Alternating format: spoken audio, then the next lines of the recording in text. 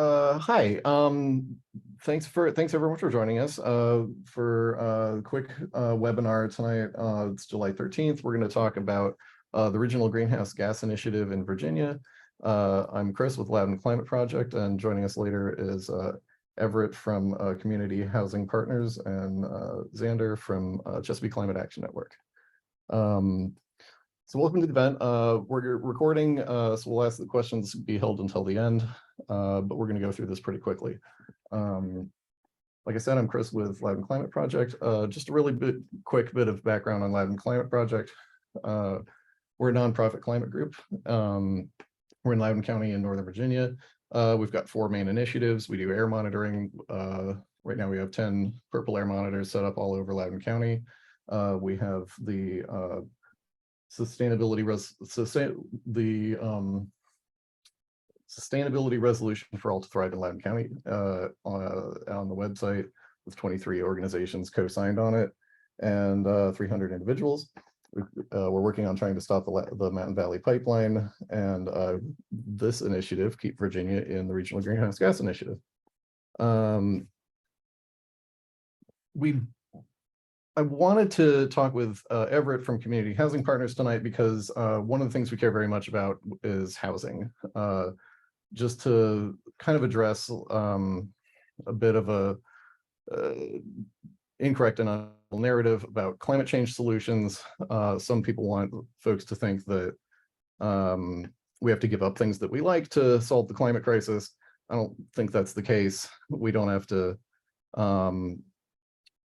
give up all the things we enjoy, like eating, traveling, and living in houses. We just have to do things a little bit smarter of a way. And the work that Community Housing Partners does is part of that. And we're affordable housing advocates. So as part of that whole thing, understanding that people need places to live before they can work on climate solutions. So to Reggie. Reggie's a cap and trade program consisting of a bunch of northeastern states. It's market-based. There's auctions where short tons of emissions or of CO2 emissions are sold. A short ton refers to 2,000 pounds, whereas a metric ton is I think 2,205. It's a little bit more. So a short ton is smaller. And it's a good thing broadly because it puts a financial cost to energy producers per their greenhouse gas emissions, and it generates revenue. Virginia's enjoyed quite a bit of that revenue, $265 million for the Community Flood Preparedness Fund and $294 million to fund energy efficiency retrofits to low and moderate income homes. And the states in the list of ready states are there. The slide, and I'm not going to read this whole slide, of course, but there's some interesting things that have happened with Reggie over the 20 years that it's, that it's been around. States have come on and come off of Reggie and left and rejoined. New Jersey withdrew and then rejoined. So it's been around a long time, and it changes over time. And you can see that emissions are going down from 188 million short tons in 2009 to 165 million in 2012, and then 95 million in 2014. That were auctioned. The greenhouse gas emissions are falling among the Reggie states. And most recently, the Virginia Air Pollution Control Board voted to remove Virginia from Reggie, which is kind of why we're having this conversation today. And Virginia has, Virginia's been a Reggie state since 2020, when the Virginia Clean Economy Act passed, which cleared the way for Virginia to join Reggie. I think I skipped a slide there. Yeah, so broadly where we are now, RGGI's doing good things in Virginia. It's doing what it's supposed to do. It's dropping emissions. Power plant owners are having to reduce their emissions, which means moving to greener technologies and decreasing their reliance on fossil fuels. It's putting money back into Virginia for home efficiency and weatherization and energy saving. It's helping homeowners, and it's creating jobs. And Virginians broadly support it. If you go to the town hall website, there's some really good comments on there. There's 6,000 of them, and going through them, just personally, it seems like the vast majority of them are very supportive of maintaining Virginia's inclusion in RGGI. So, you know, it's something that's doing good things in Virginia. Virginians want it, and there's good arguments that it is the law, and you can't just unilaterally take Virginia out of RGGI because of an agenda from the administration. You know, because the way it was, the Virginia Clean Economy Act was passed by the General Assembly, that would be needed to legally remove Virginia from RGGI. And there's been some quotes from folks at Appalachian Voices and Southern Environmental Law Center to that effect. That's sort of where we are now, but we're going to go to Xander at the end of the presentation after we hear from Everett about their work at Community Housing Partners for calls to action on the RGGI stuff. But for my part, I figure it's always a good time to let our legislators know that we are supportive of RGGI. So with that, I'm going to turn it over to Everett at Community Housing Partners. Thanks for being here, Everett. Yeah, happy to be here. This is an important work, important program. So hoping to shed some light on the connections between RGGI and the money, the investments, the improvements that are being made in income qualifying homes across Virginia. So just some background on me. Most of you all know this, but background in environmental and social sustainability and climate work, mainly in Harrisonburg, where I graduated with a BA in environmental sustainability and then a master's at JMU in environmental communication and advocacy. Had the opportunity to work on a number of initiatives, community gardens and solar advocacy, and getting businesses to sign on in support of an environmental action plan for the city. Worked in affordable housing for a couple of years, and now the privilege of driving outreach and community partnerships for CHP. So just some brief background on Community Housing Partners, and then we'll take a look at kind of the need, what's prompting these investments, the RGGI funds that are going into energy efficiency programs.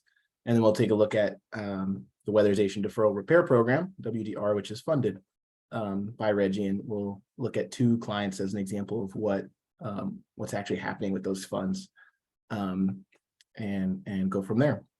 So Community Housing Partners, as many of you know, started off in the 70s as a volunteer-led initiative to do pretty basic home repair and what we'd call early weatherization for mainly elderly and disabled households in the New River Valley area. So this early kind of like caulking and weather stripping, putting plastic over windows, and some basic home repair work. And since then, I've grown to a multi-state nonprofit driving affordable housing and sustainable housing development, providing housing services, and then our division, Energy Solutions, that does a lot of the energy efficiency programs, of which WDR, funded by RGGI, is one of them.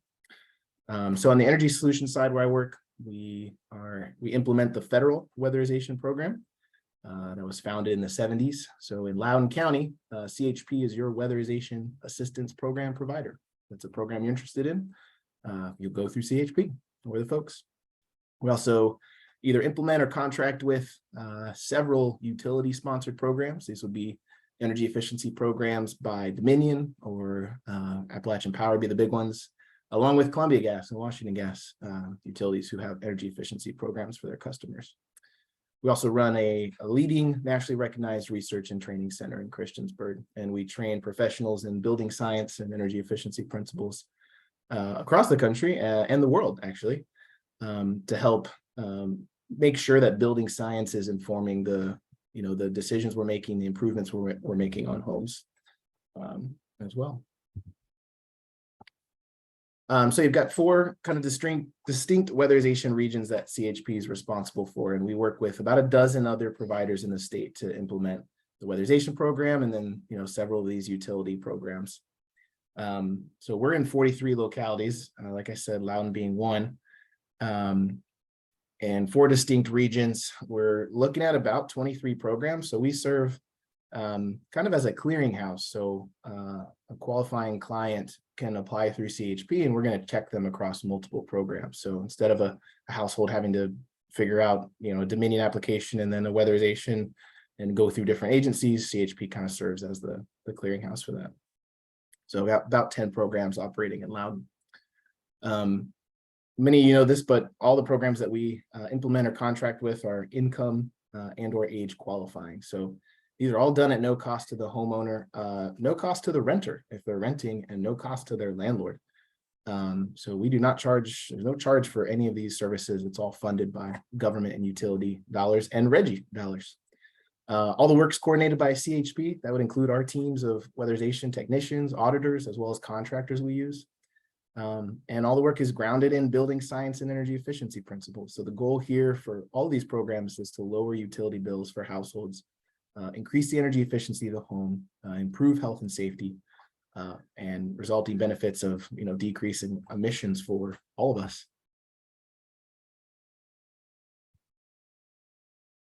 So that's a little bit about CHP. Let's take a look at the need and really what's driving these programs. And really, there's several intersecting needs here, but big ones being energy burden and deteriorating housing stock. So we know that about 1 in 4 American households are facing a higher severe energy burden. That jumps to 60% when you're looking at low income households. This means that families paying more for their energy than is deemed affordable. So often people know the affordable housing rule of 30% of one's income. Energy should be about 3%. So anything above that is where they're feeling that pinch on affordability.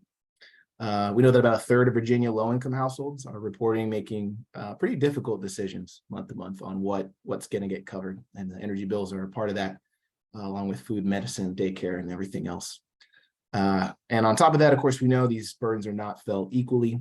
They're disproportionately felt on Black, Hispanic, Native American households, but also older adult households, families in multifamily, folks living in mobile homes, manufactured homes, and those who are living in those pre-1900s houses, those really ancient ones, or even those built in the 50s, 60s that just weren't built to modern efficiency standards. So you've got this challenge of energy burden, but then you got this challenge around deteriorating housing. So that 1 in 5 number that you see there is the number of households that agencies like ours had to defer from receiving weatherization services because their homes were not in good shape. They weren't in the shape needed to do the improvements. So an example of this is, say someone would apply for the program and they were approved, and we get an energy auditor out there. If there were holes in the roof, even if that home needed insulation in that attic to bring down those utility bills, we couldn't work on that house. Our funding would not cover roof repair. So prior to joining RGGI, the deferral rate across the network was about 1 in 5. That's a really bummer conversation to have with a client, because these are often the folks who are most in need. They're in older homes that they've been in for often decades and just simply cannot keep up with the repairs needed. So for the homes most in need, we were deferring those households because our funding did not wouldn't cover electrical improvements, plumbing, roof repair, etc. So surprise here, that changed when Virginia joined RGGI. And that's where the weatherization deferral repair programs coming in. So this is called WDR. And of the RGGI funds, I know that half is going to flood resiliency, the other half is going to energy efficiency work like WDR. There's an additional program that is looking more kind of at new construction and energy efficiency. So for this conversation, we'll focus on WDR, which is the weatherization deferral repair program that we and other weatherization agencies use. So this is essentially where it's coming into the picture. You've got these programs available, and you know funding has increased tremendously. Utility programs have grown tremendously. Infrastructure bill and federal investments have grown tremendously. So you've got all this opportunity to address energy burden in households, and WDR is helping bridge the gap really in unlocking those households to receive those investments. So a family would apply for programs, be approved, and the next step in that process is an energy audit. Every home requires one, the programs require it. So we get someone from our team or a contractor to go out and basically take a look at that home, see what kind of installations in the attic, unscrew every light bulb to see what it looks like. We're looking at hot water heaters, we're in the crawl space. We're looking at heating and cooling systems. Are they safe? Are they efficient? And this was the part in the process where that deferral rate would happen. So auditor would go out, too many problems with the home, we turn them away. WDR steps in and has virtually eliminated that 1 in 5 deferral rate. We can now use funds from RGGI for roof repair or replacement, for upgrades to that home electrical, for major HVAC and other needs that weatherization couldn't cover before. Plumbing and more. The list is pretty great. We make a request to the HCD and make the case that these improvements are needed to unlock that household for energy efficiency. So once the WDR work's done, we coordinate the contractors for that work. That family then can receive energy efficiency and weatherization work. And the short list there is short. Of course, we do a whole lot more on top of that between weather stripping and air sealing and duct sealing, but we're looking at insulation, LEDs, repair, replacement of aging or inefficient appliances, safety, indoor air quality. The list is great. So you're really looking at this fairly sizable investment. The money generated from RGGI, I think Chrissy mentioned it, we're looking at hundreds of millions of dollars. So what that can do for a family is game changing, it's life changing. We're not looking here at programs that go in and screw in light bulbs and leave. You're really looking at a whole home approach, thinking about sustainability, energy efficiency, health and safety for that household. So if we're still good on time, I'm going to give you two clients just to give you an idea of what this work is doing, what the WDR program is doing. If you keep up with the news, you would have seen both these folks probably in a couple articles. These would be 2 of 500 households we've served with WDR, and we have another 500 in the pipeline. So Ms. Carter here and Don are just 2 of those. But Ms. Carter reached out to United Way. This would have been 2021, 22, just in need with some help with her house. There were some challenges around bills, and United Way in Harrisonburg, Rockingham, sent her over to us. She was approved. We got Amory on our team to head out and do an audit, and the home is just in rough shape. So you can see when he got there, she had a leaky roof. There was septic backed up in her basement. There's about a foot of sewage from plumbing issues, oil furnace that was completely rusted out. Ms. Carter would have been deferred in 20. If she had replied 2 years ago, 3 years ago, she would have been deferred. And in Rockingham, I am not quite sure where she would have gone for the support that she needed to stay in her home. So this is a woman who works full time, on disability, SSI, and has been in this home for 43 years. She raised her family here. So a desire to stay, to keep on living in the house she raised her family in. So we worked through WDR, again, funded by RGGI, to coordinate several repairs on that house. So that included cleanup of the basement, fixing the plumbing issues, upgraded electrical system. Her electric was really outdated and unsafe. You can see a full roof replacement through RGGI. Bradley Electric there is carrying in a new hot water heater. So significant improvements and updates to a house that was really not safe, let alone efficient. So after that home was safe and ready, we followed up and did weatherization and energy efficiency improvements. I was on Ms. Carter's porch last year and was asking her about what improvement she's most looking forward to with her house. And she said, I am most excited to put out Christmas lights that year, because that is something she was not able to do before. Her electrical system couldn't even handle that. So just, this all happened over the span of about a year, and really a complete game changer for Miss Carter, someone who probably would have had to leave her home, gets to stay. This is Don, Mr. Dunnock in Fairfax. He has lived in his home since, I think he was raised there, so since like the 50s, before the metro lines were running in his backyard.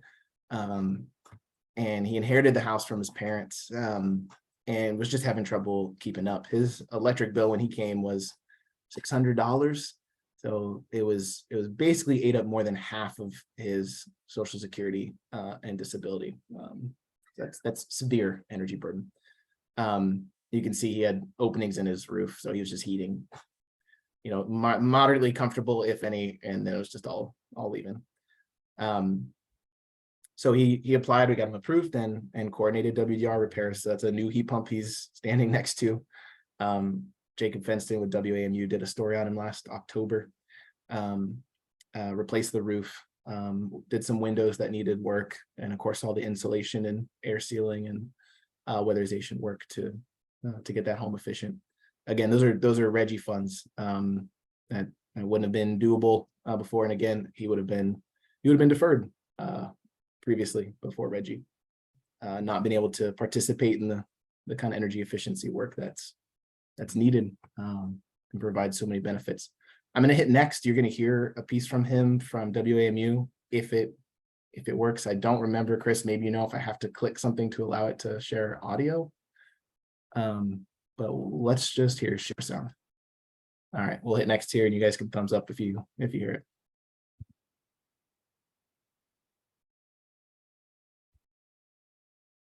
As for Donald Dunnock, he gets a little choked up when he talks about how Reggie helped him stay in his home. A lot of people kind of look at these programs as a handout.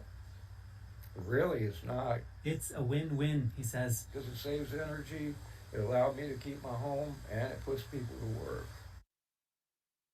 I'll share that full interview at the end so you all can hear it. I mean, it's really powerful stuff. You can hear his kind of wrestling with being on the receiving end of some of these investments, right? But really recognizing the power in energy savings, the power in letting him stay in the home that he grew up in, while people were telling him to sell and get out, and recognizing the jobs investment that's happening here and the boost to economy through Reggie too. It's a quote from our Senior Director of Operations, just to wrap up, really thinking of WDR as a powerful tool as we're thinking about a clean energy transition, and where investments are happening and where they're not, and particularly where they've historically happened and where they haven't. So, the weatherization deferral repair program, in addition to the other investments coming from Reggie, putting aside even the climate benefits from Reggie, right? The reduced emissions, and really a conservative kind of market-based approach to dealing with negative externalities from fossil fuels. Then you circle around, you've got these really massive investments into energy efficiency for the households that need it most, that have been most neglected and left behind. So I've got contact info there for myself as well as our intake team. I'll put in chat or can send out links to our newsletter and some of our social. I'm getting ready to send out our summer newsletter, has some really cool stories and efforts in it, including a new Dominion income and age qualifying solar program. So while we are heart and soul on energy efficiency, we now have one solar program that we've got access to that we can connect clients with.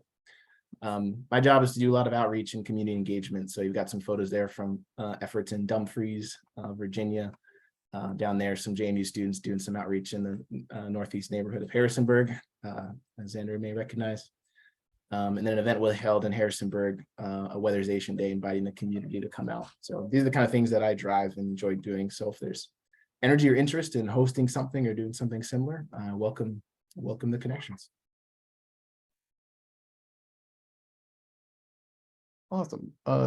Thank you so much, Everett, just for being here and your presentation. That was awesome, and it's so helpful to see,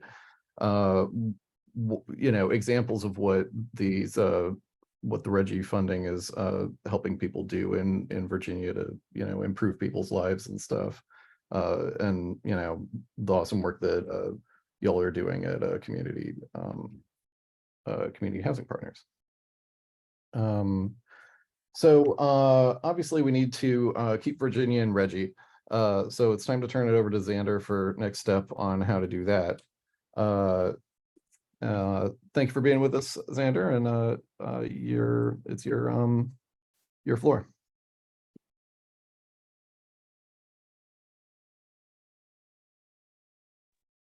Cool. Thanks, everyone. So what do we do now?